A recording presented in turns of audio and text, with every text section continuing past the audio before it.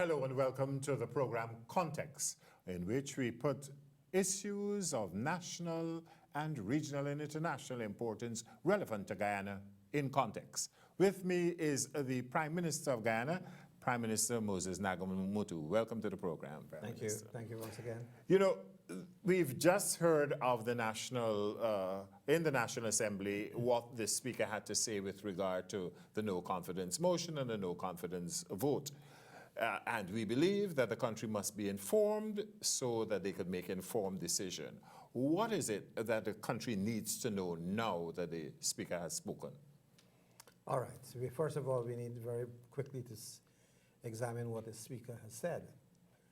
The Speaker is saying that he has consulted authorities, legal opinions, etc., and he has gathered some information, and the information is telling him that there is some doubt as to whether the motion was passed properly.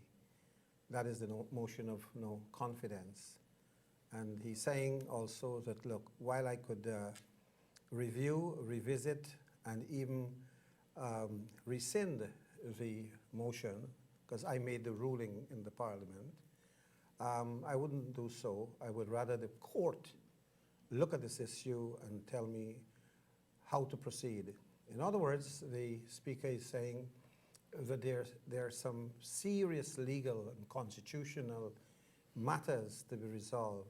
And our contention as the government is that we accept the ruling of the Speaker until the Speaker either rescind his ruling, withdraw it, set it aside, or alter it. Our position is that in order to pass a motion of no confidence against a government, you need to have 34 of the 65 members voting for it in the National Assembly, which is a clear, absolute majority, not a majority that is based on just looking 33 versus 32. It is not calculated that way. You have to calculate it on the basis of 1/2 of the members of the National Assembly plus 1. But our National Assembly has 65 votes. If you want 1/2 of it, it will be 32.5. You don't have a half a member in the National Assembly. So you have to round that up to 33 and then add 1 to have a majority. So 33 plus 1 would make a majority of all the members of the National Assembly. And this is very simple because it has been followed in many countries in the world where you have a parliament with odd numbers, like 65, and you want to find 1/2 of the 65, you divide by 2, and then you round it up and you add 1. That's how the majority works. The opposition knows this. The opposition knew since 2014 that it required 34 votes, but it sought to a motion to remove the government by first trying to remove the Prime Minister from the National Assembly, not to get me to vote, and secondly, to see if they could buy 2 of the votes from the government side. As it turned out, we know that 1 member of the government voted with the opposition. Police are now investigating allegations of large amounts being involved in available to this member. And now we also saw in the newspaper today that he was heavily involved in gambling in US dollars. And so we now have a police investigation in our hands as to whether the vote in the Parliament was in fact a vote that was honestly carried out. As the member said, he did it in the name of his dharma, whether this is going to be acceptable. So the Speaker said, listen, I could change this. I'm not sure what the number is, but let's go to the court. Let the court decide. Now, Enrico, you ask, where do we go from here? That's where we are up to yesterday when the Speaker ruled. So an approach will be made to the court to interpret the Constitution, to deal with a number of issues. And in the meantime, the Constitution is in force.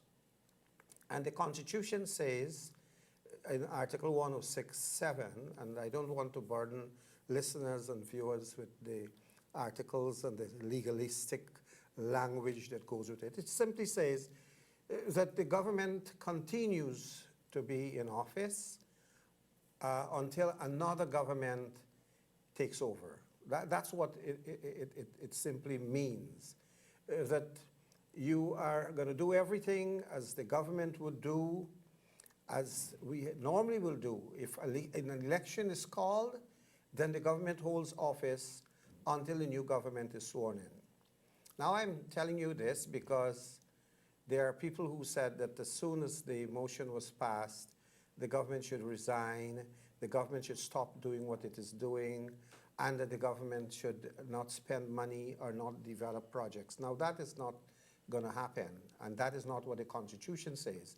We are obeying the Constitution, we are upholding the law, and we know that the Guyanese people understand fully that the change of vote or the vote of one person in the National Assembly does not change the mandate they have given.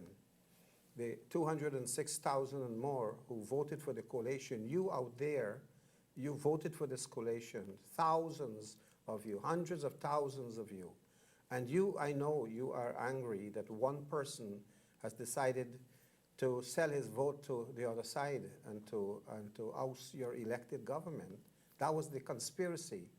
And we are saying very clearly that we will remain, whether elections will be held now, we don't know what the court will do, how long it will take, but whatever time the court takes to deal with this matter, we remain in government, and all public servants are duly required to carry out the works they've been carrying out before. Prime Minister, I noticed in making your case, so to speak, you said that there are some allegations against the person who voted with the opposition. But allegations, like indictments, are just that. You can indict a ham sandwich, so to speak. So the person is innocent, really, until proven guilty. Yeah. Well, if someone goes in a situation such as this, that, look, if I took bribe, so what? So what? You know, there is an allegation, but this person is not making a unilateral denial.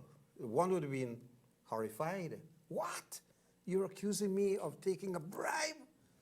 You know, this person has been involved. There are statements that have been given to the police and statements we have seen circulating on social media where he had been trying to procure, to buy $1 million United States dollar in gold.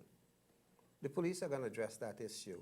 And it has implications because here is a person who said the day before or a few days before his vote that he supports the coalition. It has done a great job in the region which he came from, Region 6.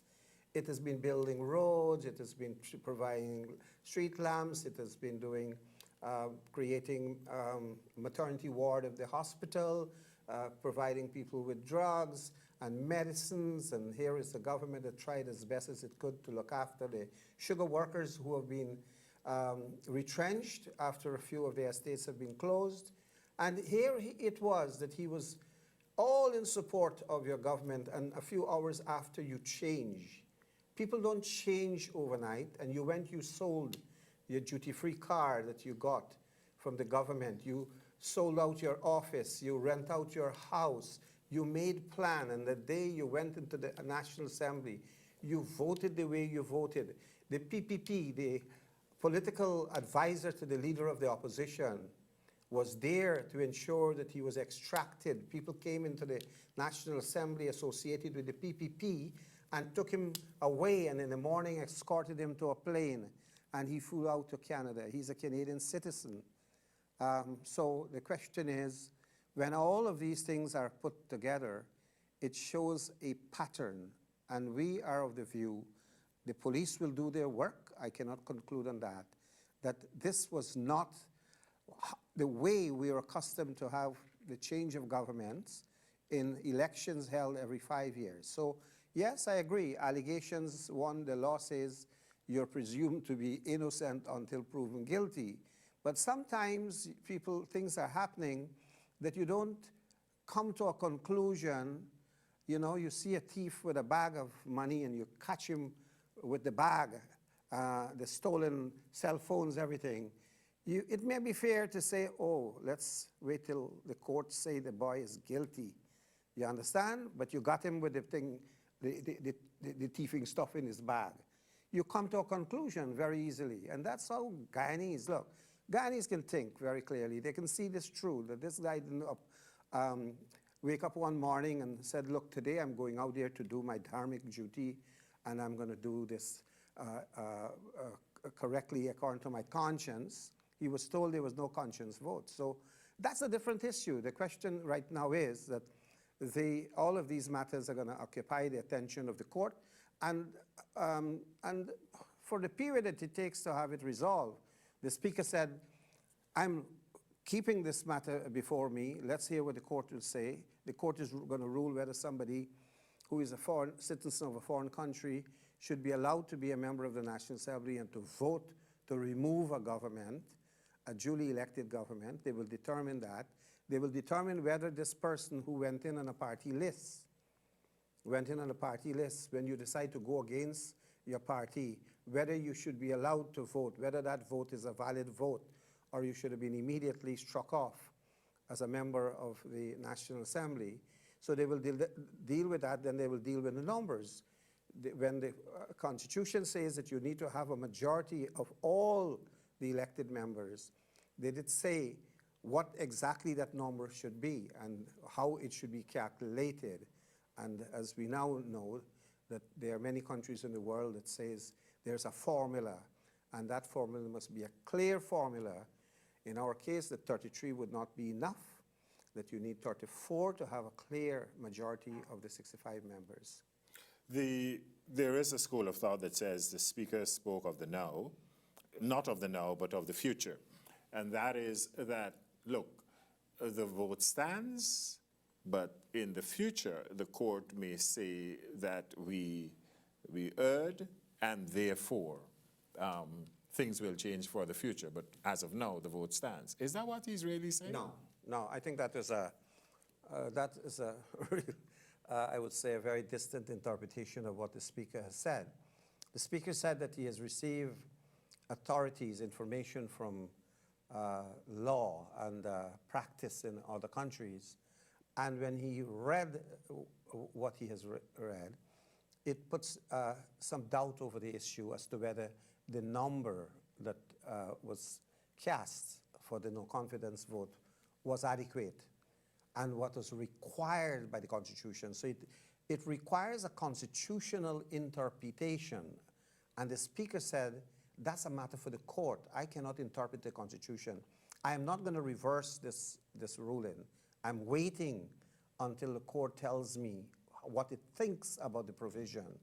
And if the court directs, then I suppose the Speaker would obey the order of the court. So the next issue is, why did he say to have this matter decided for the future? In 2011, when we had the elections, the PPP received 32 seats, and the combined opposition 33. Now we went separately. The AFC went separately, got 7 seats. The APNU went separately and got 26 seats. So even though you combine and have 33, the government was elected because it had something called the plurality of votes. Among the 3, they got more than the 3 individually. So they took the presidency. So you had then a minority government. In 2015, you had another elections, and what you have there, the coalition went together, APNU plus AFC, went together into the elections. They got 33 seats. The PPP went into the opposition with 32 seats. So you have these numbers out of 65 members of the National Assembly. You have these numbers changing, 32, 33, 32, 33. Now you have an election. And maybe the day after election, the 32 can buy someone or induce someone or encourage someone by one form or the other to come join us and vote out this government. But you just spent $6 billion to run an elections, and you have a vote of no confidence, and the government has to resign, because that is what is being said. So you now prepare for another election. So all Guyana will be doing, if you have a one-seat majority, or 33, 32 in the House, is to hold elections every other day or every 3 months. This is absolutely ridiculous. No nation can tolerate a situation where you have instability, where you have uncertainty. The Constitution is made as the law for all of us, and the Constitution must be clear. It has to tell us how this country should be governed, and it cannot create a situation that is absurd, stupid, downright stupid if you have to have an election every 3 months because these three figures keep changing sides. So it has to be interpreted, and the Speaker is saying, let the court interpret the Constitution, interpret what the constitutional makers meant when they say that you should have a majority of all the elected members. It's not a simple majority, it's a clear, absolute majority. The Constitution provides for other types of majority. There are several types of majority. I'm not going to tell you about all of that now. There are some cases where you cannot change something unless you have 2/3 of the member of the National Assembly voting. That is called a 2/3 majority. They have 3/4 of a majority. So just like you go into a shop and you have quarter bottle, half bottle, and a big bottle, you know, you have, these are all bottles, but they're of different size. And an absolute majority is more than half. It's not half with a point something. It's half that is rounded up, and it must be clearly different from the other half. So that is what the Speaker is saying, is that, look, it is for the future that we are going to make our law clear, and we will know how to interpret it in the future. But for now, if the court tells me, give me, he said, compelling reason why I should reverse this ruling, that it did not satisfy the requirement of the law, of the Constitution, when you interpret the Constitution, then that no confidence vote would be reversed, it would be recalled, it will be set aside, it will have no effect. And that, of course, means a lot for the Guyanese people now and in the future. And make sure that when you're talking about half and absolute and bottles and so on, you don't confuse people even further, that they're thinking of another image in what they're doing at this time of Christmas and the holidays. But getting back to the whole idea of what the Speaker said and where we are in uncharted waters here. The issue you raise, Prime Minister, with regard to changing of governments on a no-confidence motion, some of the case law that the government is using comes from a part of the world, the South Pacific. In the Solomon Islands, in Vanuatu, they have had changes of government pretty often because of no-confidence motions. Mm-hmm. And that's where they sought to make sure that the word absolute majority is actually written into the Constitution. In Guyana's case, it is not. Is that the major problem? Well, I believe that a Constitution must have clarity. It must be concise. I took part in the constitutional reform process since 1996. And I've brought in, together with other members of the Constitutional Reform Commission, over 164 changes that we made, one of which was emphasized by then former Attorney General Messiah, Kit Messiah, who insisted that we should have a simple language constitution. Language must be so clear that even a child can read what it means in the Constitution. You shouldn't have any room for two interpretation of the same provision of the Constitution. And so we have, yes, we don't have the word absolute in the Constitution, absolute majority, but we have provision in 168 of the Constitution that says that a majority shall be it shall be a majority of those who attend and vote. Present and voting. Present and voting in the parliament. So that's a different type of majority. That's a simple majority. It doesn't matter how many people attend. You just see the larger number, more than one side, more than the other side. But where the Constitution stipulates that except otherwise provided, except where otherwise provided, meaning we're provided for a different type of majority, which is 106(6) of our Constitution, that says that a vote on a motion of no confidence shall pass if it receive a majority of all the elected members of the National Assembly. You see that language? A majority of all the elected members of the National Assembly. So how do you get a majority of all the elected members of Parliament? 65 is the number of the Parliament. A majority cannot be half. We know that, right? If you divide 65 by 2, you get 32.5. So that's half, 32.5. How do you get a majority? They said it has to be more than the half. So let's say you put on one more member. It comes 33.5.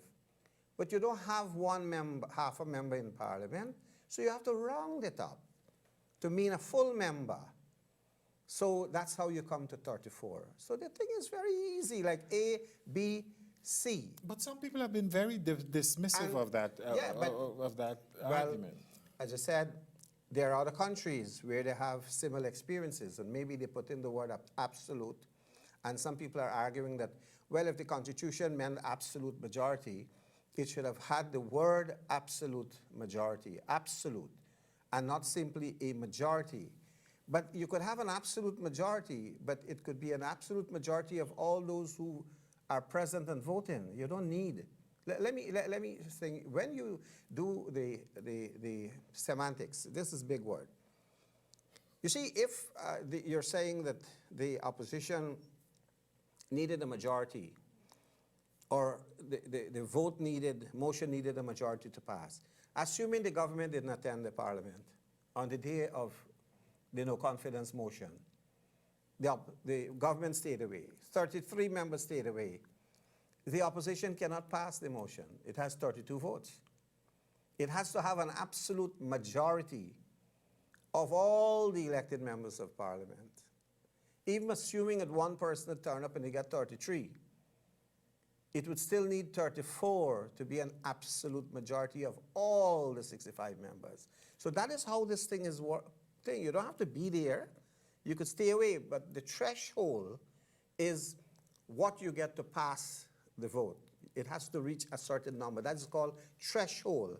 So this one with 33 votes didn't reach the threshold of a majority of all the elected members. And some countries, I looked at Pakistan, I looked at Kenya in Africa, I looked at the same matter of the way how the vote was the Vanuatu case. I even looked at the case of Anguilla in the Caribbean, where you had to find 1/3 of the members of the National Assembly for a quorum, and they came up with 7 1/3 member. And then the person who's now the president of the Caribbean Court of Appeal said you don't have any 1/3 member in a parliament. So you have to round that up to mean 1. And then you have 7 + 1, 8 is a quorum. But our Constitution, in effect, talks about that, because when you're talking 2/3 majority, 2/3 of 65, I mean, 1/3 should be 21.6. So 2/3 should be what? So therefore, that is how the principle in law evolves. You know, law is a very creative But you thing. have accountants and lawyers and all sorts of things who discuss in this matter. this matter never came up before. Nobody ever anticipated that you could have actually a government removed by a single vote. Nobody thought about it. This came on. So we are learning. As you said, we are in uncharted waters. And therefore, in a situation like this, you don't rush too fast and say government remove. Look, we got a country, when the vote was taken, I made a speech in the National Assembly and the President spoke afterward and said, we will abide with the Constitution. We are committed to law and order. You know, people, they were already saying that people will beat people in the street and they're going to burn property and they will loot and all of that. And racist, there was racist talk. Some people told East Indians that they must not come to the city today if they don't have anything to do in the city. So there was a lot of racism and incitement taking place. So what do? There was a vote in the National Assembly. You go out and tell people, you accept this is how the speaker rules. Until there's the speaker ruling set aside, you have to obey it. And you appeal for calm. You want stability in the country. You want law and order in the country. So we did that. That's what a good government does. The good government don't go at the corner and cry. Good government don't go at the corner and start to moan and groan. A good government rules, continue to rule, to make sure there is law and order, there is peace in the country, stability in the country, protect investment, protect the country from aggression. As we saw on the eve of the vote, our neighbor Venezuela moved in their gunboats. So we have to send a signal to the world that we are not asleep, that we are not without a government. You can't send a signal that you are in disorder. And it is irresponsible for anyone to think that Guyana should have a government today and the next day the government should resign and just go home and sleep. No. The government continues until fresh elections are held, and that's the situation right now. And everyone should continue to do their job, to work for the interests of our country, to work to promote harmony, to work to promote unity among our people. Not that we should be fighting each other over, this is a political fight. This is not a fight among our people. This is a fight that should be resolved in the way disputes are resolved. You remember when the Venezuelans said that they want 5/8 of our country? We said from day one, and we worked very hard since we got into this government, we said we must take it to the United Nations and get the United Nations to take it to the International Court of Justice. Let the International Court decide whether the treaty that we made with Venezuela is binding, is lawful, is enforced. And we wanted all disputes to be resolved peacefully by the courts. And so this is no different.